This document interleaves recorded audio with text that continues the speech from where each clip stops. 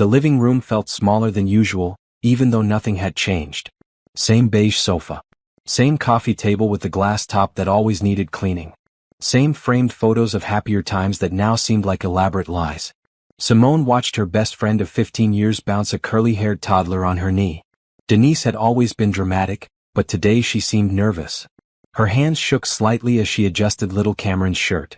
"I need to tell you something," Denise said, her voice cracking. "I've been carrying this for 3 years and I can't do it anymore." Simone's husband Brandon shifted in his chair across the room. His face had gone pale, which was impressive considering his deep brown skin rarely showed that kind of reaction. He kept clearing his throat. "What is it?" Simone asked, keeping her voice steady. Her heart wasn't racing. Her hands weren't sweating. She'd learned to control those responses 6 months ago. Denise took a deep breath. Tears started rolling down her cheeks. "Cameron isn't my ex-boyfriend's son. He's Brandon's. We've been seeing each other for 4 years. I'm so sorry, Simone. I'm so sorry." The silence that followed should have been heavy. It should have crushed the air from the room. But Simone felt something unexpected bubble up inside her chest. Laughter. She pressed her lips together hard, biting the inside of her cheek until she tasted blood. Her shoulders shook, but she disguised it as a sob. She covered her face with her hands not to hide tears, but to hide the smile threatening to break across her face. "Simone," Brandon started, standing up. "I can explain. Just happened. We never meant to hurt you." She looked up at him through her fingers. The man she'd married 8 years ago looked terrified. You should be." "How long have you known?" she asked Denise, her voice barely a whisper. "Since I got pregnant. I took a paternity test when Cameron was born. I'm sorry. I thought about telling you so many times, but I was scared. We both were." "We?" Simone lowered her hands. "So you've both been lying to me for 3 years. Probably longer, since you said the affair has been 4 years. Brandon took a step toward her. "Baby, please. Let me explain. We can work through this. Marriage counseling, therapy, whatever you need." That almost broke her. The audacity of him calling her baby right now. The assumption that she would want to work through anything with him. Simone stood up slowly. She walked to the window and looked out at the quiet street. It was a Saturday afternoon. Normal people were doing normal things. Walking dogs. Washing cars. Living their lives without betrayal, sitting in their living rooms. "I need you both to leave," she said calmly. "What?" Denise clutched Cameron closer. "Simone, we need to talk about this. We need to figure out what happens next." Simone turned around. Her face was composed, almost serene. "What happens next is you leave my house. Both of you. Take the child. Go." "Simone, this is my house too," Brandon said, his voice taking on an edge. "You can't just kick me out." "Actually," she said, walking to the credenza and pulling out a manila folder, "I can. These are divorce papers. You're being served right now. And according to the restraining order inside, you have 2 hours to pack your essential items and leave the premises. A moving company will deliver the rest of your belongings to whatever address you provide within the week." Brandon's mouth fell open. "What? You can't. When did you? This is insane." "What's insane is thinking I wouldn't find out. What's insane is you using our joint account to pay for Denise's car repairs last month. What's insane is you telling me you were at work conferences when you were actually at her apartment. What's insane is believing I'm stupid enough not to notice." Denise stood up, shifting Cameron to her hip. "You knew? How long have you known?" Simone smiled then. Really smiled. It wasn't kind. "Long enough. Now get out of my house." "Our house," Brandon insisted. "I have rights. You can't just." "Check the deed, Brandon. I inherited this house from my grandmother. It's solely in my name. Always has been. You have no legal claim to it. My lawyer made sure of that. Just like he made sure to trace every dollar you've taken from our joint account. Every business dinner, that was actually you whining and dining your mistress. Every overtime shift, that was you playing house with her and your son." Brandon's face shifted from shock to anger. "You've been planning this? For how long? Does it matter?" Simone walked to the front door and opened it. "You have 2 hours. The clock started when I opened this door. I suggest you start packing." Denise hurried toward the door but stopped in front of Simone. "I really am sorry. I never wanted to hurt you. It just happened." Simone looked at the woman she'd called her best friend. The woman who'd been her maid of honor. The woman she'd supported through every breakup, every job loss, every crisis. "Nothing just happens, Denise. You made choices. Every single day for 4 years you chose to lie to me. You chose to sleep with my husband. You chose to have his baby and let me throw you a baby shower knowing the truth. Those were choices. Own them. Denise flinched and hurried out to her car. Brandon grabbed Simone's arm. We're not done talking about this. She looked down at his hand on her arm, then up at his face. Actually, we are. My lawyer will be in touch. Don't contact me directly. And let go of my arm before I call the police and tell them you're violating the restraining order before you've even left the property. He dropped his hand like she'd burned him. 2 hours, she repeated. Starting now. She watched him storm upstairs, already on his phone, probably calling his own lawyer. Good. You need one. Simone closed the door and leaned against it. Her hands were steady. Her breathing was calm. The laughter she'd suppressed earlier bubbled up again, but she kept it inside. 6 months of planning. 6 months of quietly consulting lawyers, hiring investigators, documenting everything. 6 months of pretending she didn't know while building her exit strategy brick by brick. And now, finally, it was all coming together. She walked to her kitchen and poured herself a glass of wine. Through the window, she could see Denise sitting in her car, crying. Brandon was probably upstairs panicking, trying to figure out how this had all gone so wrong. They thought she'd crumble. They thought she'd cry and beg and try to save her marriage. They had no idea what was coming. Simone raised her glass to her reflection in the window. Here's to new beginnings, she whispered. The best part? This was only the beginning of their nightmare. And the beginning of her freedom. 6 months earlier, Simone had been reviewing their credit card statement at the kitchen table. It was a Monday evening. Brandon had texted saying he'd be late at work again. The 3rd time that week. She'd almost ignored the charge. Almost. But something made her look twice. A charge from a baby boutique downtown. $300. They didn't have children. They'd been trying for years with no success. Brandon had said he was fine waiting, that they had time. So why was he buying baby items? Simone had felt her stomach drop. She'd opened her laptop right there and started scrolling through months of statements. The pattern emerged quickly once she knew to look for it. Restaurants they'd never been to together. Hotels in the city when he claimed to be working late. Regular charges at a grocery store near Denise's apartment, not near their house or his office. Flowers from a shop Simone had never received flowers from. She'd sat there for an hour, documenting everything in a spreadsheet. Dates, times, amounts, locations. Her hands had shaken at first, but then they'd steadied. Numbers didn't lie. Patterns didn't lie. People did. The next morning, she'd called a divorce attorney. Not just any attorney, the best one she could find. Patricia Chin had a reputation for destroying cheating spouses in court. Her consultation fee alone was $500. Tell me everything, Patricia had said, sitting across from her in a downtown office with a view of the harbor. Simone had laid it all out. The suspicious charges. The late nights. The distance. The way Brandon had become protective of his phone. The way he'd stopped initiating intimacy with her. Patricia had listened without interrupting. When Simone finished, the lawyer had leaned back in her chair. Do you want to save your marriage or end it? I don't know yet, Simone had admitted. But I want to be prepared either way. Smart. Here's what we're going to do. Patricia had outlined a strategy. First, hire a private investigator to confirm the affair and identify the other woman. Second, start separating finances legally and quietly. Third, document everything. Fourth, protect Simone's assets, especially the house she'd inherited from her grandmother.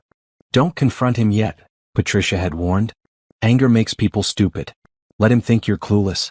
Meanwhile, we build an ironclad case. If you decide to divorce, he won't be able to touch your inheritance or your separate property. We'll trace every marital dollar he spent on this affair and make sure you're compensated. Simone had hired the private investigator that same day. His name was Robert Torres, a former police detective who now specialized in domestic cases. He'd been frank with her. Most of my clients already know the truth in their gut, he'd said. They hire me for proof. How much proof do you want? Everything, Simone had told him. I want to know who, when, where, how long, and how serious. 2 weeks later, Robert had called her to his office. The manila folder he'd slid across his desk had been thick. Her name is Denise Patterson, he'd said. Simone had felt the room tilt. What? Your husband is having an affair with Denise Patterson. They've been involved for approximately 3 years, possibly longer. She has a 2-year-old son. Based on the timeline and the fact that your husband has been present for pediatrician appointments, birthday parties, and regular overnight stays, there's a high probability he's the father. Denise.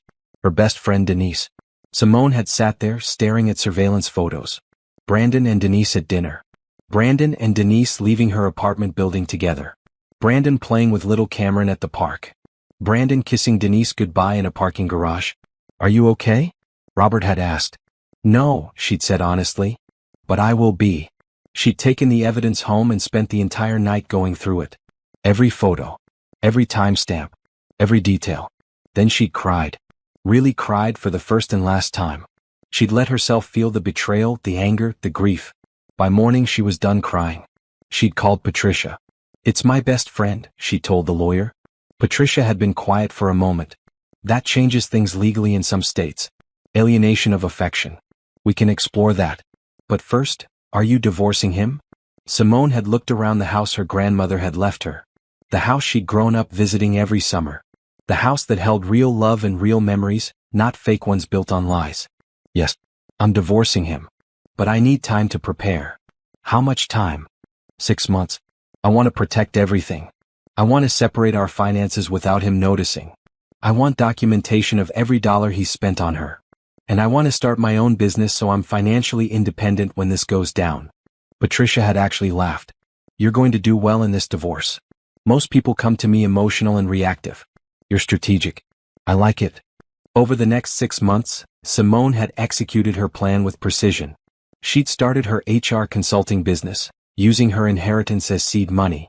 She told Brandon she was trying something new, and he barely paid attention, too busy with his secret life.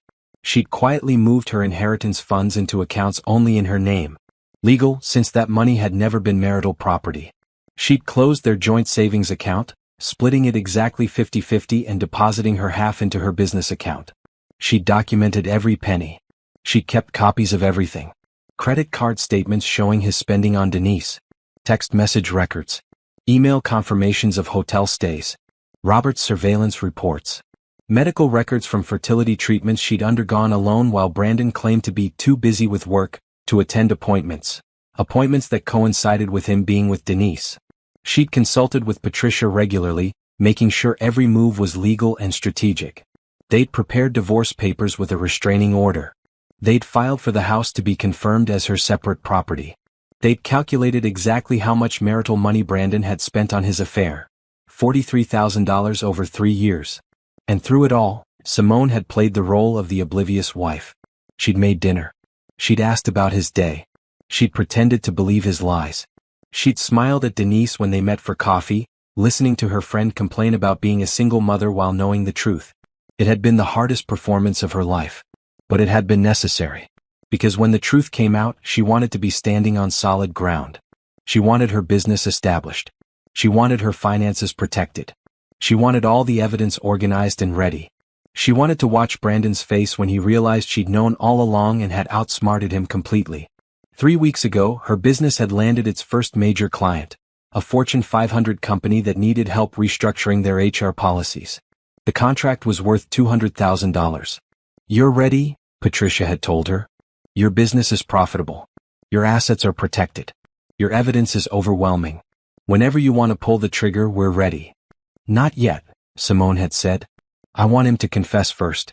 I want them both to face me and admit what they've done. I want to see their faces when they think they're breaking my heart, and then I want to see their faces when they realize I already knew." Patricia had smiled.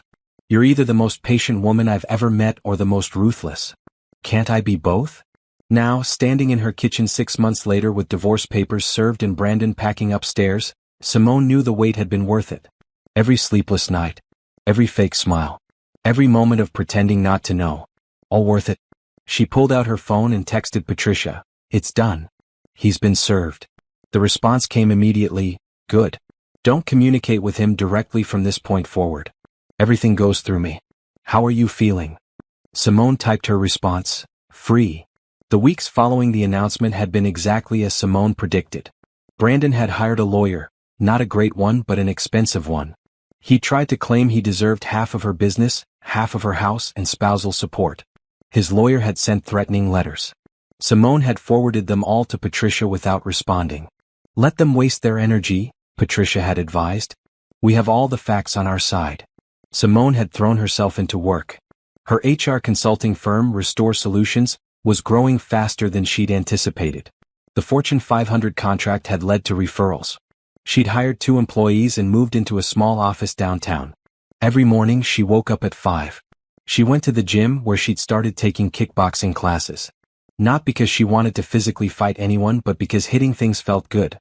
Then she'd shower, dress in one of the new power suits she'd bought, and go to work building something that was entirely hers.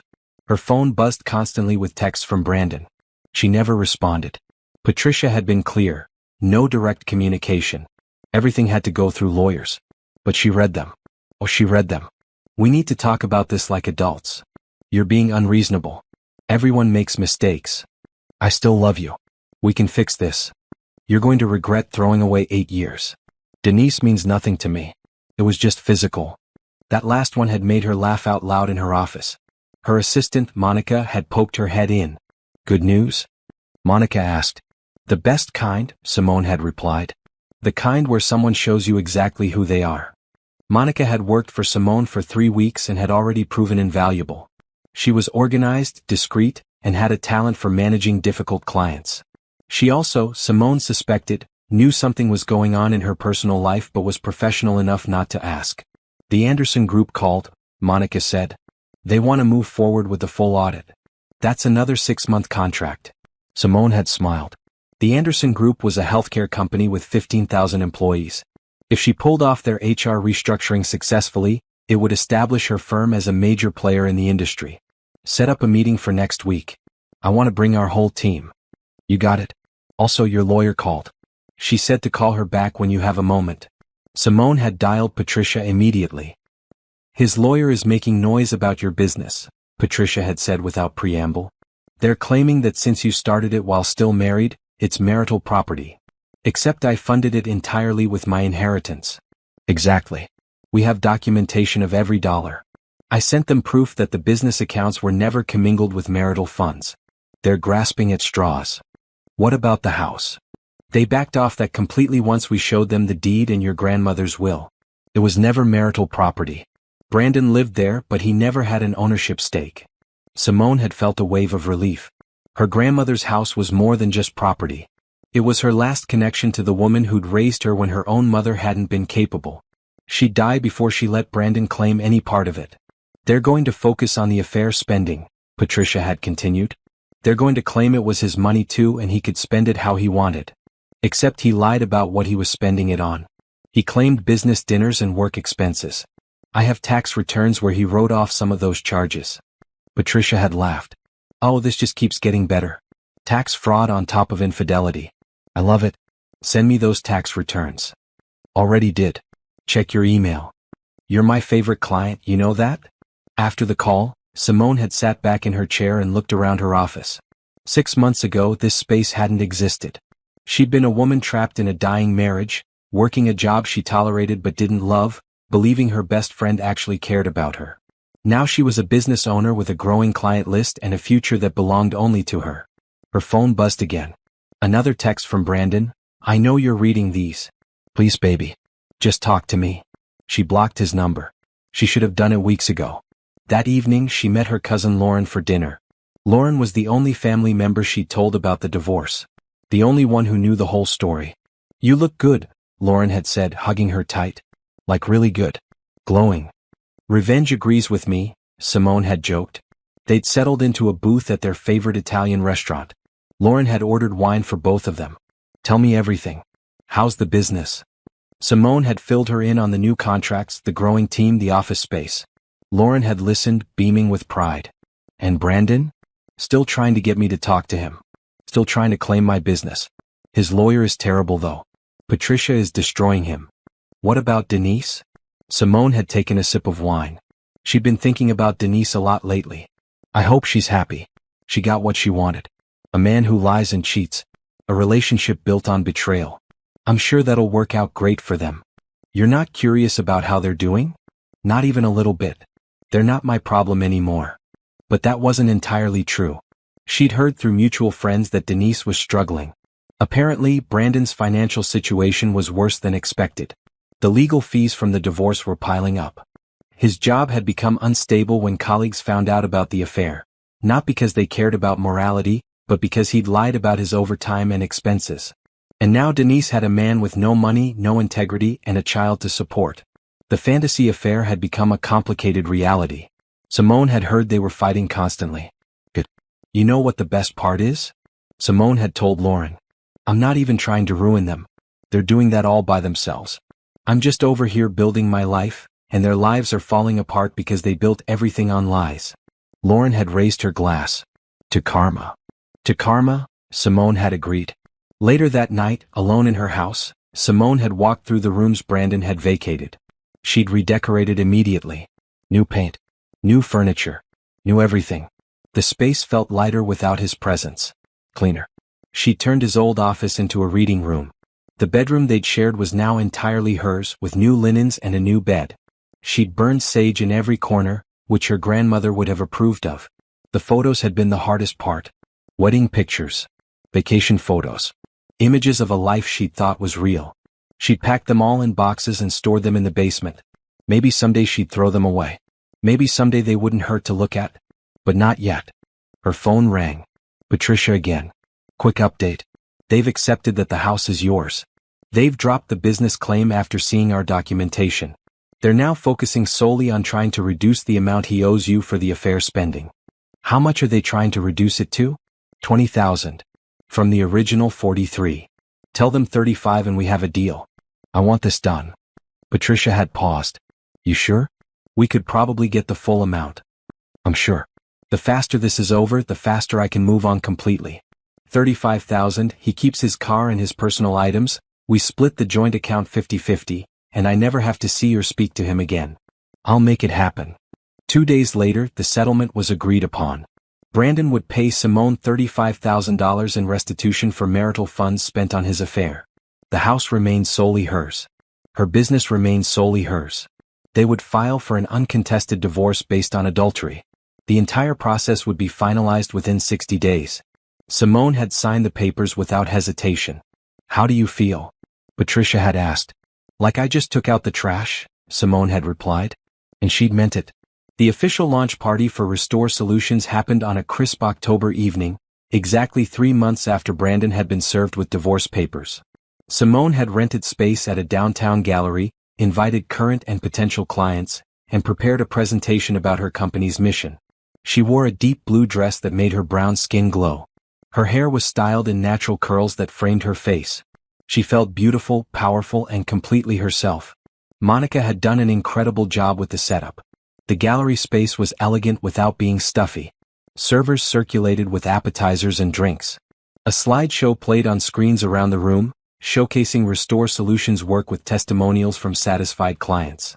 You ready for this? Monica asked, straightening Simone's collar. I've been ready, Simone replied. She took the microphone and looked out at the crowd of about 75 people. Some were current clients. Some were potential ones. Some were colleagues from her previous job who'd supported her leap into entrepreneurship. Her cousin Lauren was there, beaming with pride. Thank you all for coming, Simone began. 6 months ago, Restore Solutions was just an idea. A belief that companies perform better when their employees are treated with dignity and fairness. A commitment to helping organizations build cultures of respect and accountability. She clicked to the next slide, which showed their client list and results. Today we've worked with 5 major companies. We've helped restructure HR policies that protect employees while supporting business goals. We've mediated workplace conflicts. We've trained managers on ethical leadership. And we're just getting started. The crowd applauded. Simone felt a surge of pride. I started this business during one of the hardest periods of my life, she continued. I was ending a marriage. I was discovering that people I trusted had betrayed me. I could have let that break me. Instead, I let it fuel me. I took that pain and turned it into purpose. She wasn't looking at Brandon. He wasn't there. But she knew he'd hear about this. Someone would tell him. Someone would mention how successful she was becoming. How she'd taken her divorce settlement money and reinvested it into her business. How she was thriving. Restore Solutions is built on a simple principle. The best revenge is building a better life. Not tearing others down but lifting yourself up. Creating something meaningful. Becoming someone you're proud to be. More applause. Simone saw several people nodding along. So thank you for being part of this journey. Thank you for trusting us with your most valuable asset, your people. And thank you for believing that businesses can do well by doing good. After the presentation, people swarmed her with questions and congratulations. Business cards were exchanged. New connections were made. By the end of the evening, she had 3 solid leads for new contracts. That was incredible, Monica said as they cleaned up. You're a natural at this. I had good motivation, Simone replied, helping fold up presentation materials. Her phone buzzed. A text from an unknown number. Saw your launch on social media. Looks like you're doing well. I'm happy for you. B. She deleted it without responding. Brandon didn't get to be part of her success story. He didn't get to pretend he'd supported her. He dismissed her business as a hobby when she'd started it. Now that it was succeeding, he wanted to offer congratulations? No, he didn't get that privilege. Lauren came up and hugged her. Grandma would be so proud of you. That made Simone's eyes sting with tears. You think so? I know so. She always said you had steel in your spine. You're proving it. The next morning, Simone woke up to an email from the CEO of the Anderson Group, the healthcare company she'd been courting for months. They wanted to move forward with the full contract. 6 months of work, potentially extending to a year. The revenue would allow her to hire 3 more employees and move to a larger office. She read the email 3 times to make sure it was real. Then she called Patricia. I got the Anderson contract, she said. Congratulations. That's huge. It is. And I wanted to say thank you. For everything. Not just the legal work, but for believing in me when I was planning all this. For helping me see that I could protect myself and build something new at the same time. Patricia's voice was warm. You did the hard work, Simone. I just showed you the path. You walked it. After hanging up, Simone sat in her kitchen. The kitchen in her grandmother's house that was completely, legally, undeniably hers, and let herself feel the full weight of what she'd accomplished. 6 months ago, she'd been a woman whose husband was cheating with her best friend. A woman who'd been lied to and betrayed by the 2 people she trusted most. Now she was a successful business owner with a growing company, a beautiful home, and a future filled with possibilities. The divorce would be final in 3 weeks. She'd already picked out her outfit for the court date. She'd already planned what she'd do afterward. Take herself to a nice dinner, buy herself flowers, and toast to new beginnings. Her phone rang. Monica.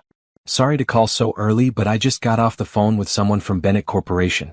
They heard about us through the Anderson Group. They want a consultation meeting. Simone smiled. Set it up. Also, a reporter from the Business Chronicle wants to interview you about women-owned businesses in the city. Interested? Absolutely. You're on fire, boss. Just getting started, Simone replied. And she meant it. The business was thriving, but she had bigger plans. She wanted to expand to multiple cities. She wanted to create a nonprofit arm that helped women in abusive or financially controlling relationships gain independence.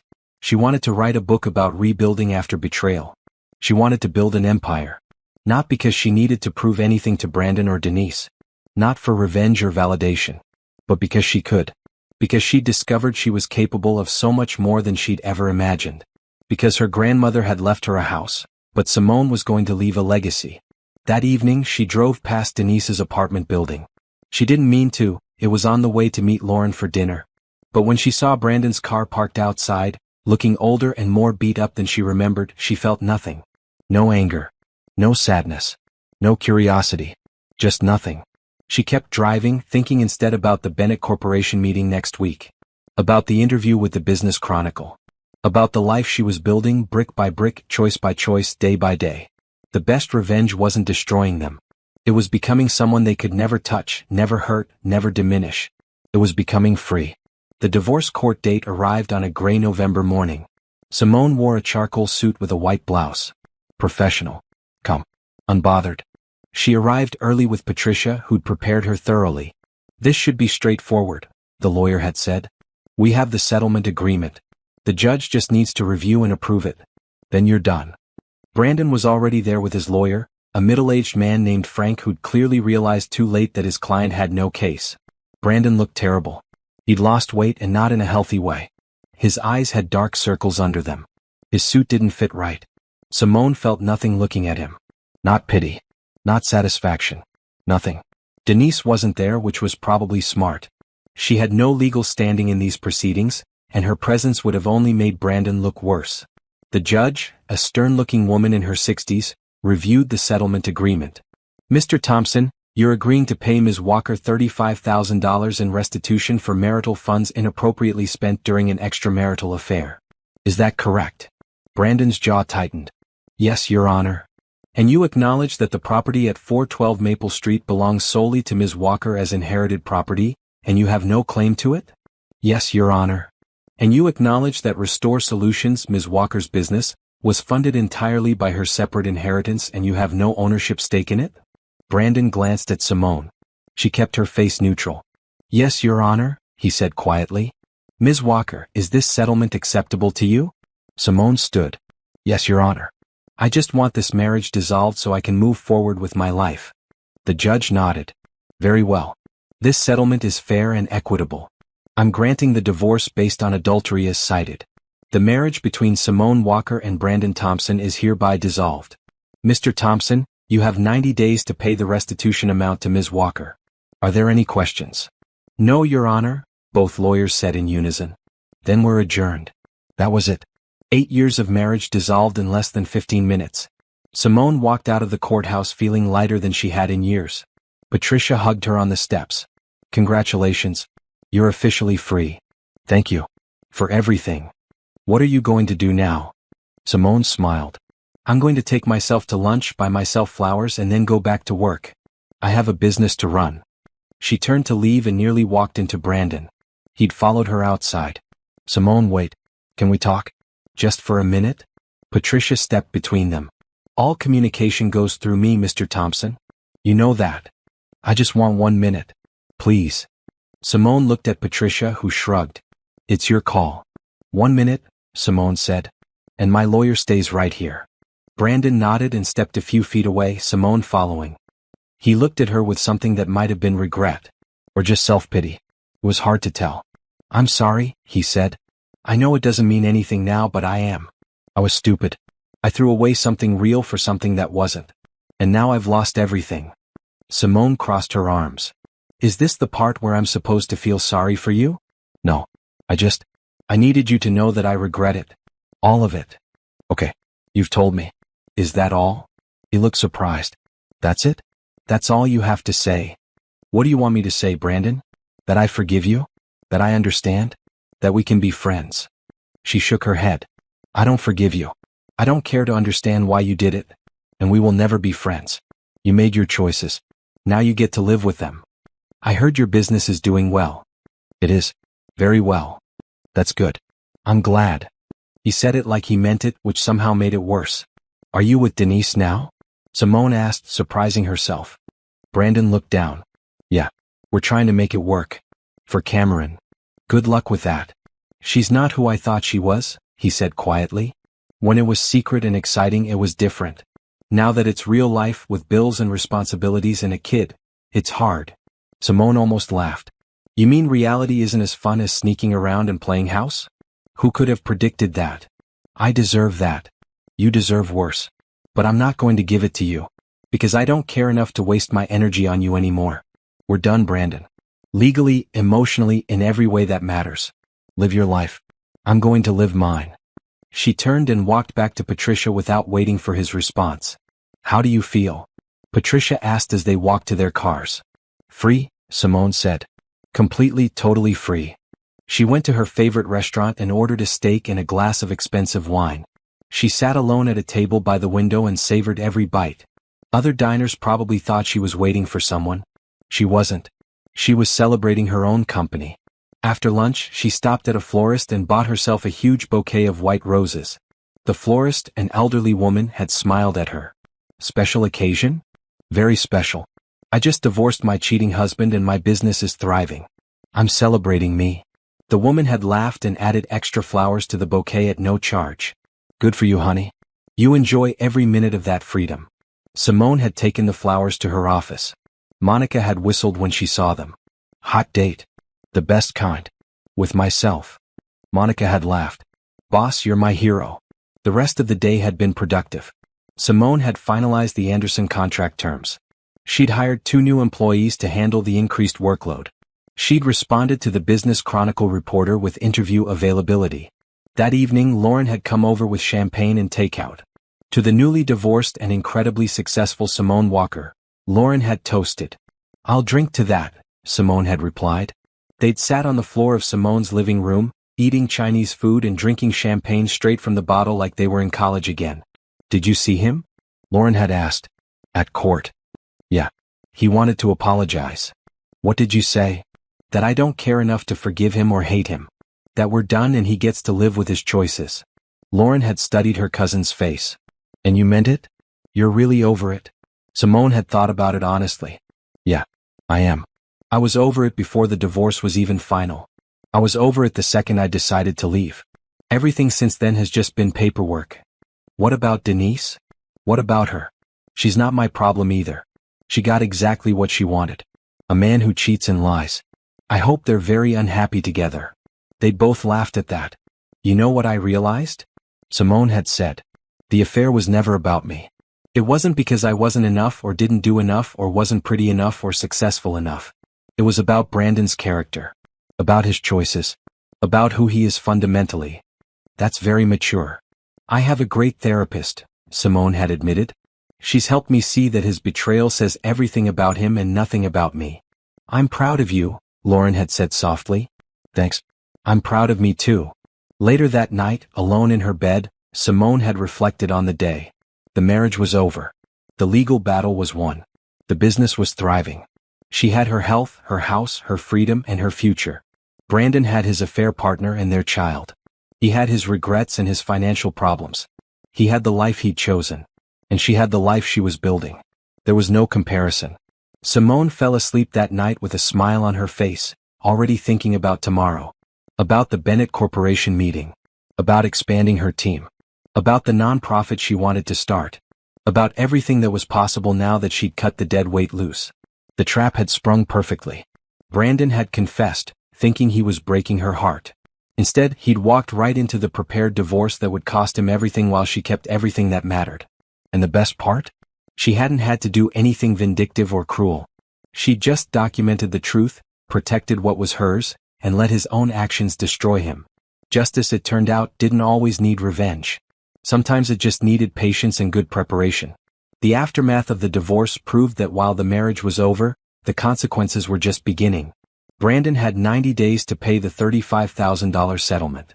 He made the first payment late, which triggered penalty clauses Patricia had wisely included in the agreement. He's claiming financial hardship, Patricia informed Simone during a phone call. His lawyer is asking for a payment plan extension. Simone was in her office, reviewing a proposal for a new client. What does the agreement say? That late payments incur interest and penalties. He's already added $1,500 to what he owes you. Then the agreement stands. He should have thought about financial hardship before spending $43,000 on his affair. I'll let them know. But the payment issues were just the beginning. Word had spread about Brandon's affair, and his employer was not pleased. He worked for a financial firm that prided itself on integrity and ethics. Having an employee who'd lied about expenses and used company overtime falsely looked bad.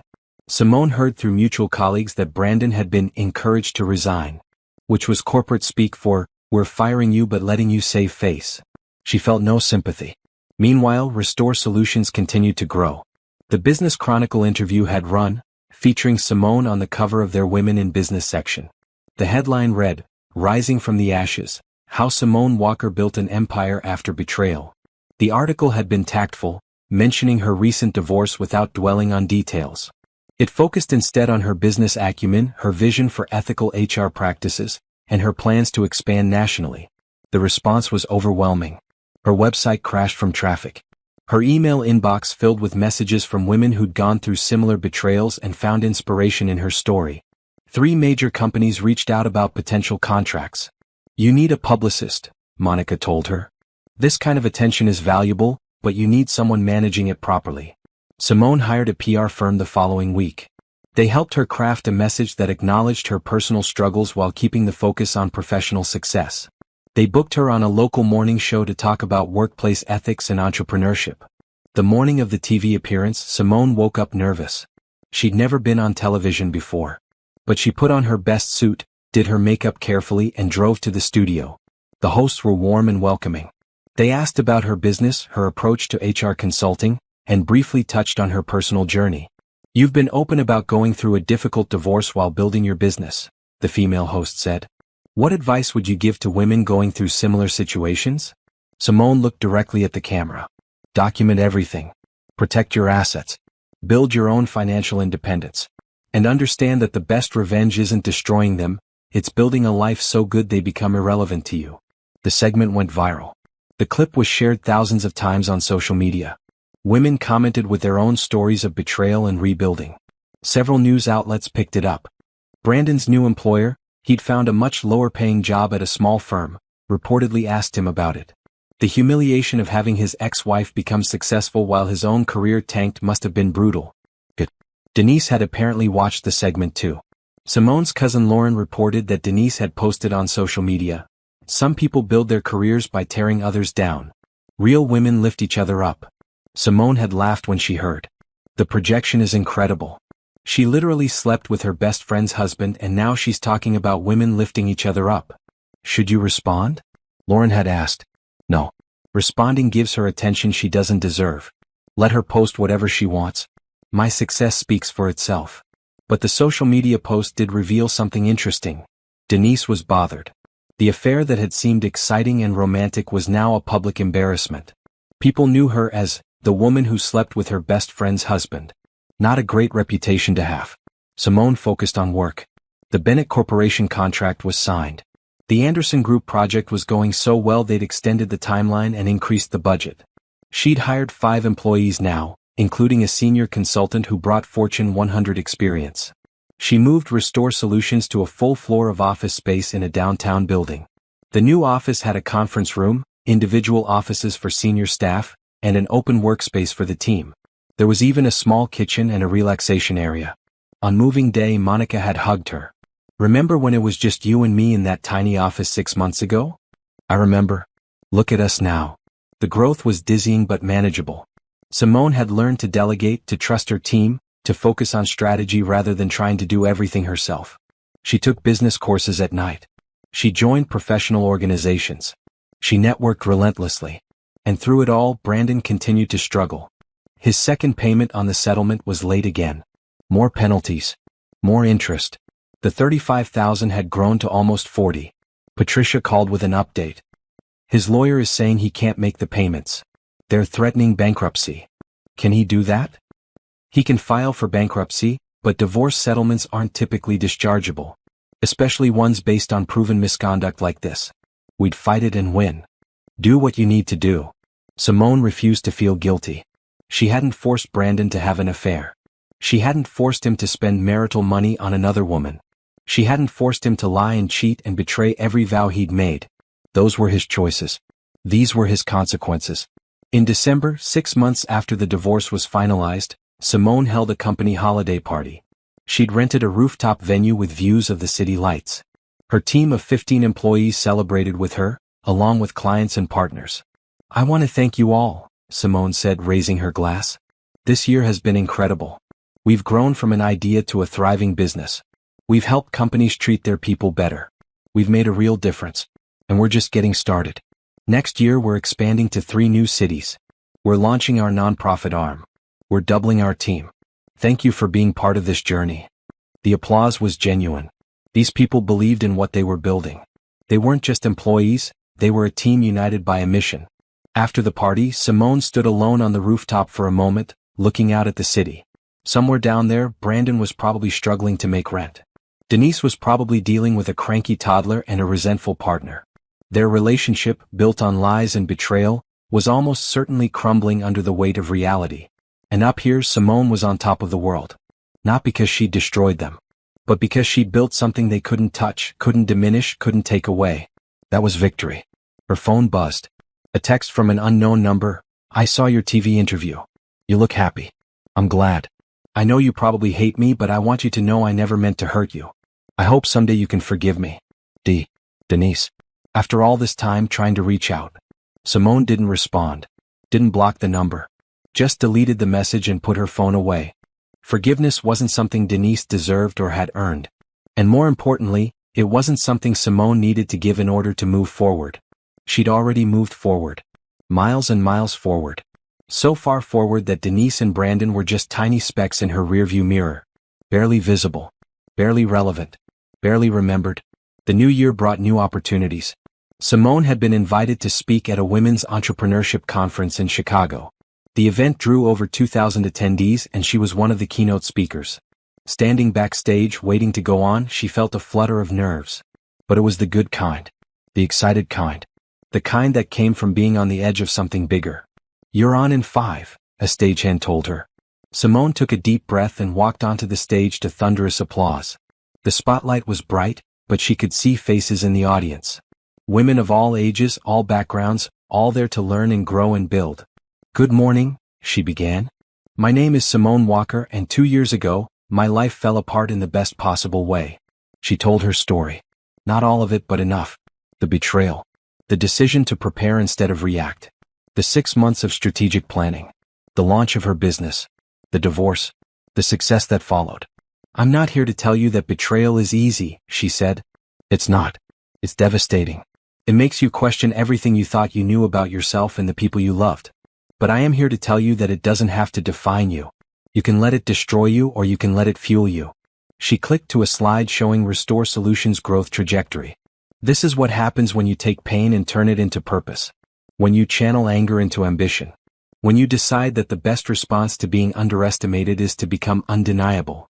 The audience was silent, hanging on every word. Your betrayers want you to fall apart. They want you to be smaller, weaker, less than you were before. Don't give them that satisfaction. Instead, become bigger. Become stronger. Become so successful, so happy, so fulfilled that they become completely irrelevant to your story. The applause was deafening. After the speech, women lined up to talk to her. They shared their own stories of divorce, betrayal, career setbacks. They asked for advice. They thanked her for giving them hope. One woman, probably in her 50s, gripped Simone's hand tightly. "My husband left me for his assistant 6 months ago. I've been so depressed I can barely get out of bed. But listening to you, maybe I can do this. Maybe I can rebuild." Simone looked her in the eye. "You absolutely can. And you will. Start small. Document everything. Protect yourself legally. Then start thinking about what you want your life to look like. Not what it used to be, but what it could become." The woman left with tears in her eyes but a determined set to her shoulders. The conference was just the beginning. More speaking invitations followed. A literary agent reached out about a book deal. A national morning show wanted to feature her story. Simone was becoming known not just as a successful businesswoman, but as an advocate for women rebuilding after betrayal. It hadn't been her initial plan, but it felt right. It felt meaningful. Back home, Restore Solutions continued to grow. They'd opened offices in Atlanta and Dallas. The team was now 40 people strong. Revenue had quadrupled from the first year. Simone had moved out of her grandmother's house into a stunning penthouse downtown. She'd kept the house, though, renting it to a young family. Her grandmother would have liked that, the house being filled with love and laughter again. The penthouse was modern and sleek, with floor-to-ceiling windows overlooking the city. It was hers, bought with money she'd earned through her own work. Every piece of furniture, every decoration, every detail reflected her taste and no one else's. She'd created a home office with built-in bookshelves and a view that inspired her every morning. This was where she worked on the book proposal, wrote speeches, planned the next phase of business expansion. One evening, Monica called with news. "You're not going to believe this. The Today Show wants you for a full segment. National television. They want to talk about your business and your foundation." The foundation. That was the newest development. Simone had officially launched Restore Foundation, a nonprofit dedicated to helping women gain financial independence after leaving abusive or controlling relationships. They offered free financial counseling, legal consultation, and job training.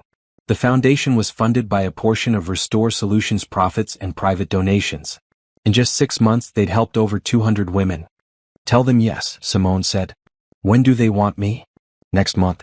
They're doing a series on women overcoming adversity." The Today Show segment was incredible. The hosts were warm and engaged. They asked thoughtful questions about both the business and the foundation. They showed footage of women the foundation had helped, their faces blurred for privacy but their gratitude evident. "What would you say to women who are in situations like you were in?" one host asked. "I'd say, start planning. You don't have to leave today. You don't have to make dramatic moves right away. But start documenting. Start saving. Start building your exit strategy. And know that there's an entire community ready to support you when you're ready to take that step."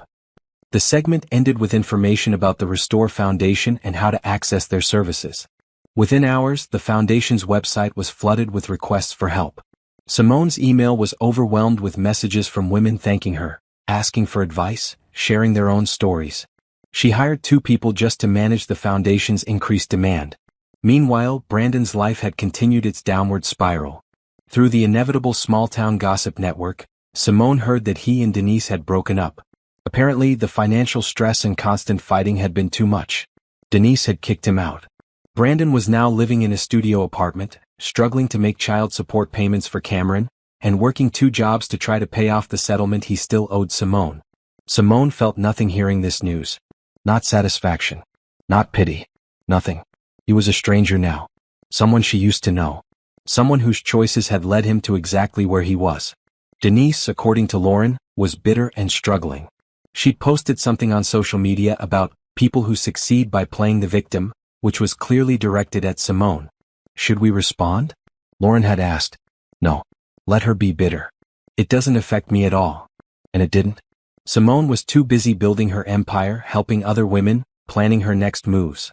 She didn't have time or energy to worry about 2 people who'd made terrible choices and were now living with the consequences. The book deal came through. A major publisher offered her a substantial advance for a book tentatively titled Rebuilding, Turning Betrayal into Breakthrough. She'd spend the next year writing it while continuing to run her business and foundation. She hired a writing coach to help her structure the narrative. The book would blend personal story with practical advice, addressing both the emotional journey of betrayal and the strategic steps needed to rebuild. One night, working on a chapter about forgiveness, Simone paused. Did she forgive Brandon and Denise? She thought about it honestly. Forgiveness felt like the wrong word. She didn't hate them anymore, which had been true for a long time. She didn't wish them harm. She didn't think about them much at all. What she felt was indifference. Complete, total indifference. They were people who'd hurt her once. People whose actions had inadvertently pushed her toward a better life. People who no longer mattered in any meaningful way. Was that forgiveness? Or was it just moving on so completely that forgiveness became irrelevant? She wasn't sure. But it felt like freedom either way. 18 months after the divorce, Simone received an unexpected email from Brandon's lawyer. He was requesting to reduce the remaining settlement payments due to extreme financial hardship. Patricia forwarded the email with a note. Up to you. We can fight this or accept a reduced amount. He's paid about $22,000 so far. Still owes $18,000 with penalties and interest.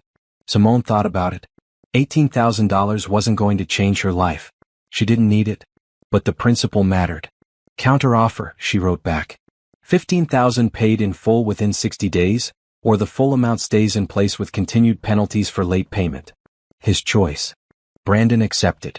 The money arrived in 2 weeks, a cashier's check for $15,000. Simone donated the entire amount to the Restore Foundation.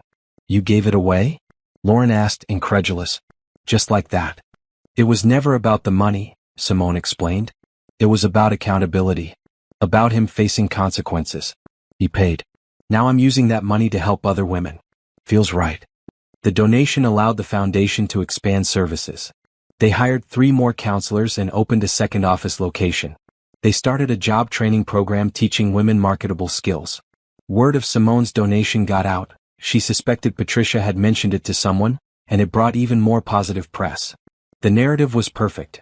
Woman betrayed by husband uses settlement money to help other betrayed women.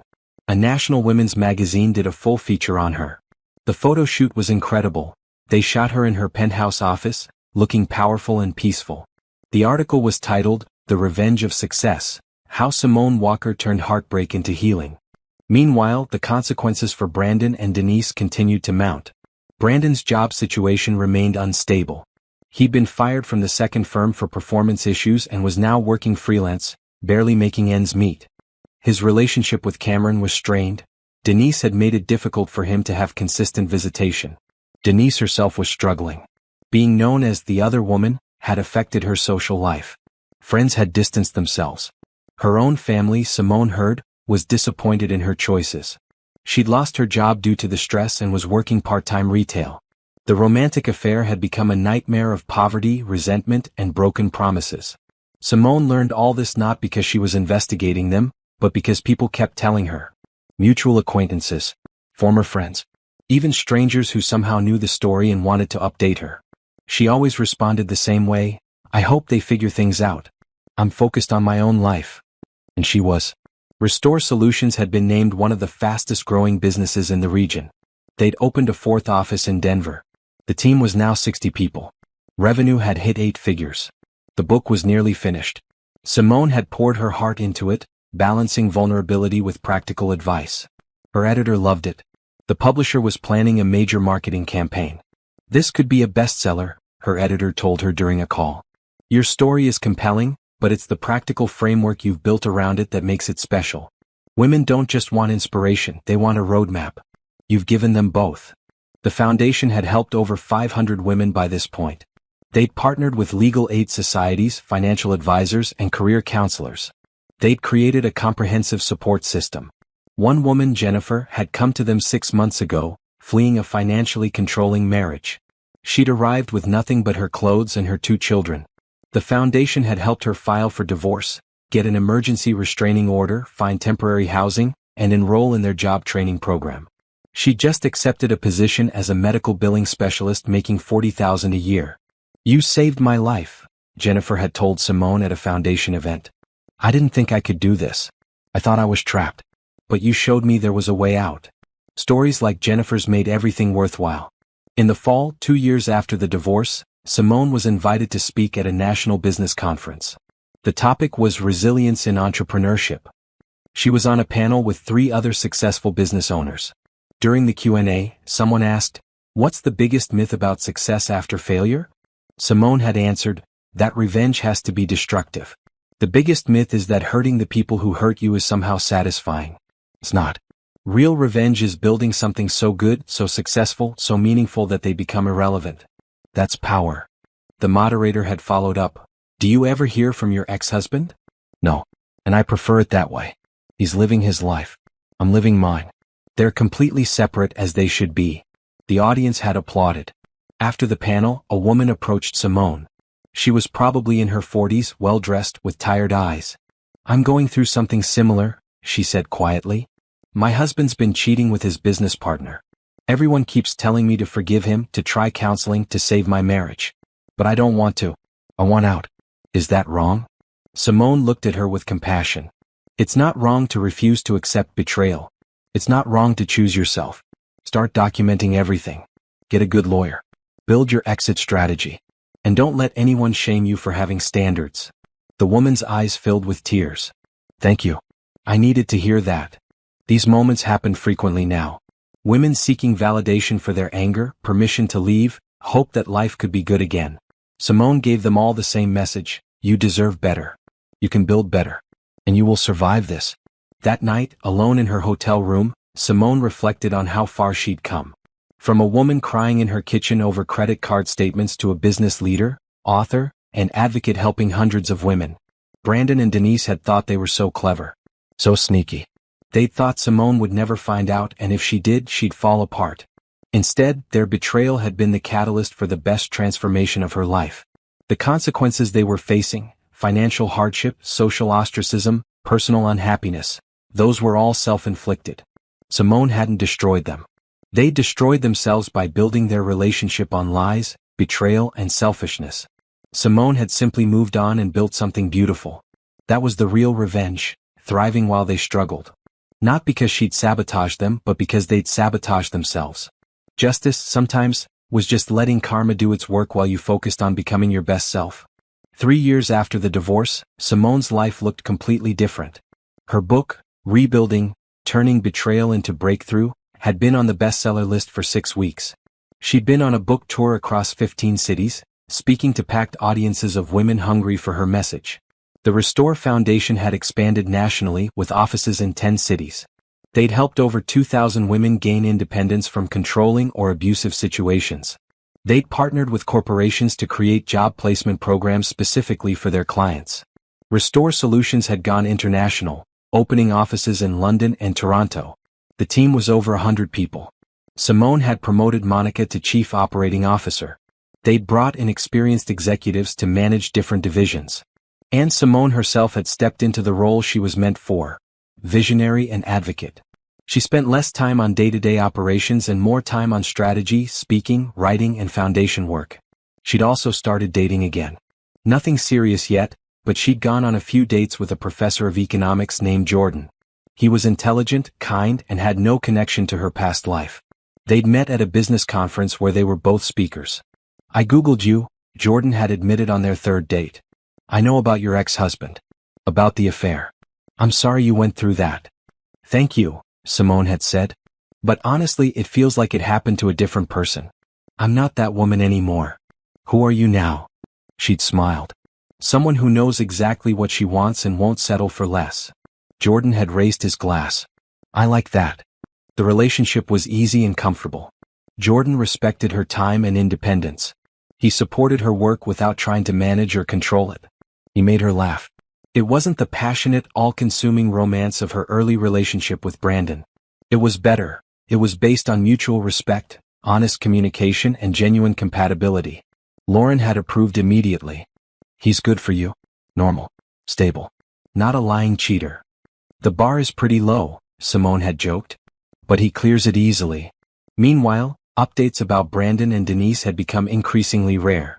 Simone didn't ask about them, and people eventually stopped offering information. What she did hear, through the inevitable grapevine, was that they'd tried to reconcile briefly but it hadn't worked. Denise was now a single mother, working full-time and struggling.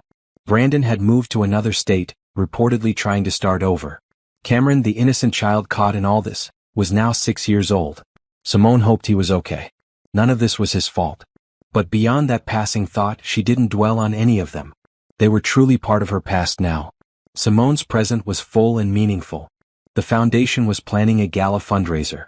The business was bidding on contracts with 3 Fortune 100 companies. She was being considered for a prestigious business award. And personally, she was happy. Genuinely, deeply happy in a way she hadn't been even in the early days of her marriage. Because this happiness wasn't dependent on anyone else. It wasn't built on someone else's validation or presence. It was hers, earned through hard work, resilience, and choosing herself every single day. One evening, she sat in her penthouse with Jordan, looking out at the city lights. They'd just had dinner, he'd cooked, which impressed her, and were drinking wine and talking. "Can I ask you something?" Jordan said. "Of course. Do you ever regret not trying to work it out with your ex? With counseling or whatever?" Simone thought about it honestly. "No. Not even a little bit. He didn't just cheat, he lied for years. He spent marital money on another woman. He betrayed me with my best friend. Those aren't mistakes. Those are character reveals. And once I saw who he really was, there was nothing to work out." "Fair enough. I just wondered if you ever thought about what might have been." "I think about what is instead. And what is pretty amazing." Jordan smiled and kissed her gently. "Yes, it is." Later that week, Simone gave a speech at a university about entrepreneurship and resilience. During the Q&A, a young woman raised her hand. "My boyfriend cheated on me last year. I'm still so angry." "How did you let go of the anger?" Simone had answered, "I didn't let go of it exactly. I channeled it. Every time I felt angry, I worked out harder. I worked on my business plan longer. I pushed myself further. Eventually, the anger burned itself out because I'd transformed it into fuel. And when the fuel was gone, I realized I didn't need it anymore. I was running on joy and purpose instead." The student had nodded, taking notes. Another hand went up. "Do you ever worry that your ex will try to come back? Like, now that you're successful, will he try to get back together?" Simone had laughed. "Let him try." The answer would be no. "But honestly, I don't think he will. He knows that bridges burned. And even if he doesn't, I do. There's no amount of apology or change that would make me want him back. I've tasted freedom and success in building something myself. I'll never go back to a relationship built on lies." The audience had applauded. After the speech, the young woman who'd asked about anger approached Simone. "I'm thinking about starting a business," she said. "But I'm scared." "Of what?" "Failing. Being alone. Not being enough." Simone had taken her hands. "Listen to me. You are enough. Right now, exactly as you are enough. And failure? Failure is just information. It tells you what doesn't work so you can find what does. As for being alone is better than being with someone who doesn't value you. Trust me on that." The girl had hugged her, crying a little. "Thank you." These moments reminded Simone why she did this work. Why she shared her story publicly even though it was sometimes painful. Why she put herself out there? Because her pain could become someone else's roadmap. Her breakthrough could light someone else's path. That evening, Simone met with the foundation board to discuss expansion plans. They wanted to create a mentorship program pairing successful professional women with foundation clients. We need volunteers who can commit to at least 6 months, the program director explained. Women who've been through similar situations and come out the other side. I'll do it, Simone said immediately. The board looked surprised. You're already so busy. I'll make time. This is important. Besides, I remember what it felt like to have no one to talk to who understood. If I can be that person for someone else, I want to be. The program launched 2 months later. Simone was matched with a woman named Tasha, 32 years old, leaving a 15-year marriage to a man who'd financially controlled every aspect of her life. Their first meeting was at a coffee shop. Tasha was nervous, playing with her cup. I don't know how to do any of this, she admitted. I've never had my own bank account. I've never paid a bill.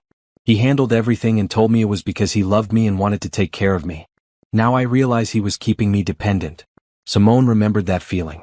The helplessness. The fear. You're going to learn. And you're going to be amazed at how capable you are. Trust me. Over the next 6 months, Simone met with Tasha weekly. They worked on basic financial literacy, job interview skills, building confidence, setting boundaries. Watching Tasha transform from a scared, uncertain woman to someone who just signed a lease on her own apartment and started a new job was incredibly rewarding. I never would have believed I could do this, Tasha told Simone at their final mentorship meeting. I thought I needed him. But I don't. I just needed someone to believe in me until I could believe in myself. You did the work, Simone said. I just walked beside you. You did more than that. You showed me what's possible. You proved that life can be better on the other side. These words stayed with Simone. This was her purpose. Not just building a successful business but showing other women what was possible. Being proof that betrayal didn't have to be the end of the story, it could be the beginning of a better one. 3 years ago, she'd been crying in her kitchen over credit card statements. Now she was changing lives. That was victory. 4 years after the divorce, Simone stood on stage at the National Women's Leadership Summit, accepting the Entrepreneur of the Year award. The ballroom was filled with over 1,000 people, all standing and applauding. Thank you, she said into the microphone, her voice steady and strong. 4 years ago, I was at the lowest point of my life. My marriage was ending. My trust was shattered. I felt like a failure. She paused, looking out at the crowd. But that low point became my launching point. I learned that we get to choose what breaks us and what makes us. Betrayal could have destroyed me. Instead, I let it fuel me. The audience was silent, listening intently. Today, Restore Solutions operates in 6 countries with over 200 employees. We've helped hundreds of companies create better workplace cultures. The Restore Foundation has assisted over 3,000 women in gaining independence from controlling situations. My book has reached millions of readers. She held up the award. But this isn't just mine. This belongs to every woman who chose herself, who walked away from what was hurting her and toward what could heal her, who decided that her life was worth fighting for. The applause was thunderous. After the ceremony, Simone was surrounded by well-wishers, colleagues, and media. Jordan stood off to the side, beaming with pride. They'd been together for over a year now, and their relationship had deepened into something solid and real. I'm so proud of you, he said when she finally made her way to him. Thank you for being here. Wouldn't be anywhere else. The success was real and measurable. But what mattered more to Simone was the internal transformation. She was no longer the woman who'd hidden her pain and pretended everything was fine. She was someone who'd faced her pain, processed it, and used it to create meaning. The book had evolved into a series. Her publisher wanted her to write about business growth, about leadership, about philanthropy. She was becoming known as a thought leader, not just a survivor. Restore Solutions had been acquired by a larger consulting firm for a sum that made Simone financially secure for life. She'd stayed on as CEO and maintained majority control, but the acquisition provided resources for even faster growth. The foundation had become her primary focus. She'd hired a full executive team to run it and was planning to step back from the business side to focus on advocacy and expansion. She'd bought her dream home, a beautiful modern house with a garden and space for everything she loved. She'd filled it with art and books and things that made her happy. And through it all, she'd never heard from Brandon or Denise. Not a single word in 4 years. Until the email arrived. It came on a Tuesday morning. Subject line, I owe you an apology. Simone stared at it for a full minute before opening it. Simone, I know I have no right to contact you. I know you've moved on and built an incredible life. I've followed your success from a distance, and I'm genuinely happy for you. I'm writing because I owe you a real apology. Not the half-hearted one I gave at the courthouse. A real one. What I did was unforgivable. I betrayed you in the worst possible way with someone you trusted. I lied for years. I spent our money on an affair. I disrespected you in our marriage. There's no excuse. I've spent the last 4 years trying to rebuild my life and failing because I was building on a foundation of lies and selfishness. I've lost everything that mattered, and I deserve to. I'm not asking for forgiveness. I'm not asking for anything. I just wanted you to know that I understand now what I destroyed, and I'm sorry. You deserved so much better than what I gave you. I hope you're as happy as you seem to be. I hope Jordan treats you the way I should have. You earned every bit of your success. I'm sorry I wasn't strong enough or good enough to be the partner you deserved. Brandon. Simone read it twice. Then she closed it and deleted it. She felt nothing. No anger. No satisfaction. No desire to respond. Just nothing. The apology was 4 years too late. And more importantly, it was irrelevant. She didn't need his apology to move forward. She'd already moved forward. Miles and miles forward. She didn't hate him. She didn't forgive him. She simply didn't care enough to feel anything at all. That evening she told Jordan about the email. Are you okay? He asked. I'm fine. Really. It doesn't affect me at all. Do you want to respond? No. What would I say? I built a whole life that has nothing to do with him. He doesn't get to be part of my story anymore, even as someone I'm forgiving or making peace with. He's just gone. Jordan had nodded, understanding. 2 weeks later, Simone gave the keynote speech at the Restore Foundation's annual gala. The event raised over $2 million for the foundation's programs. 4 years ago, she told the crowd, I thought my life was ending. Today, I know it was just beginning. We've helped thousands of women discover their strength. We've shown them that they don't need to stay in situations that diminish them, that they deserve respect, dignity, and freedom. She gestured to the crowd where many of the foundation's clients sat, dressed in their finest, celebrating how far they'd come. Look at these incredible women. They left abuse. They left control. They left betrayal. And they built new lives. They got educations. They started careers. They became independent. They became free. That's what this foundation is about, freedom. The freedom to choose yourself. The standing ovation lasted 5 minutes. Later, Tasha, Simone's former mentee, approached her. I'm starting college next month, she said, her face glowing. Business administration. I want to do what you do, help other women. Simone hugged her tightly. You're going to be amazing. I wouldn't be here without you. Yes, you would. You just might have taken a different path. But your strength? That was always yours. As the evening wound down, Simone stood alone for a moment, watching the celebration. The women dancing, laughing, celebrating their freedom and futures. The donors and supporters who made this work possible. The staff who worked tirelessly to help each client. This was her legacy. Not revenge. Not bitterness. Not destruction. But creation. Building something that helped others. Turning her pain into purpose. Brandon and Denise were somewhere living their lives. She hoped they'd learned from their mistakes. She hoped they were better people now. But honestly, it didn't matter to her either way. What mattered was this. She'd taken the worst betrayal of her life and used it to become the best version of herself. She'd lost a cheating husband and a fake friend. She'd gained an empire, a mission, and genuine happiness. That was complete victory. Jordan appeared at her elbow. Ready to go home? Home. Her beautiful house that she'd bought with her own money. The place where she felt safe and happy and entirely herself. Yeah, she said, taking his hand. Let's go home. As they walked out into the cool night air, Simone looked up at the stars. Her grandmother used to tell her that everything happened for a reason. That sometimes the worst things led to the best things. She'd been right. The betrayal had been terrible. The pain had been real. But it had led her here, to success, purpose, love, and complete freedom. She squeezed Jordan's hand and smiled. The revenge was in the living well. In the becoming. In the rising from the ashes stronger and brighter than before. And she'd risen like a phoenix, beautiful, powerful, and completely reborn.